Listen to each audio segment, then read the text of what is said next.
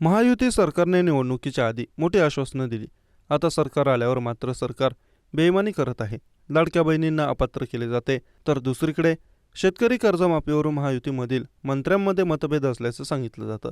यावरून हे सरकार विश्वासघाती आहे, अशा शब्दात काँग्रेस नेते विजय वडेट्टीवार यांनी जोरदार टीका केली. सरकारने निवडणुकीच्या वेळी लाडक्या बहिणींना 21 रुपये देण्याची घोषणा केली होती, पण आता त्यांची पैसे देण्याची अवकात नाही. उलटा या योजनेतील महिलांची संख्या सरकार कमी करत आहे.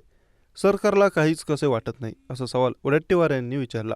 शेतकरी कर्जमाफीवरून मंत्री म्हणत आहेत की आम्ही असे आश्वासन दिले नव्हते, म्हणजेच मलिदा खाण्यासाठी तिन्ही पक्ष एकत्र येणार, पण शेतकऱ्यांना कर्जमाफी देण्याची वेळ आली की कारणे देऊन जबाबदारी झटकायचे हे योग्य नाही. सरकार म्हणून ही सामूहिक जबाबदारी आहे, त्यामुळे आता सरकारने पळ काढू नये, बेईमानी करू नये, असे वडेट्टीवार म्हणाले. सरकार एसटी, रिक्षा, टॅक्सी भाववाढ करतील, 4 वर्षे लोकांकडून पैसे घेतील आणि निवडणुका आल्या की 1,000 रुपये वाटून मतं घेतील, हेच या सरकारचे काम, अशी टीका वडेट्टीवार यांनी केली. काल शिवसेना मेळाव्यात उद्धव ठाकरे यांनी स्वबळाचे संकेत दिले. यावरून बोलताना काँग्रेस ज्येष्ठ नेते वडेट्टीवार म्हणाले, महाआघाडी असावी आणि आघाडी टिकावी यासाठी आम्ही प्रयत्न करू.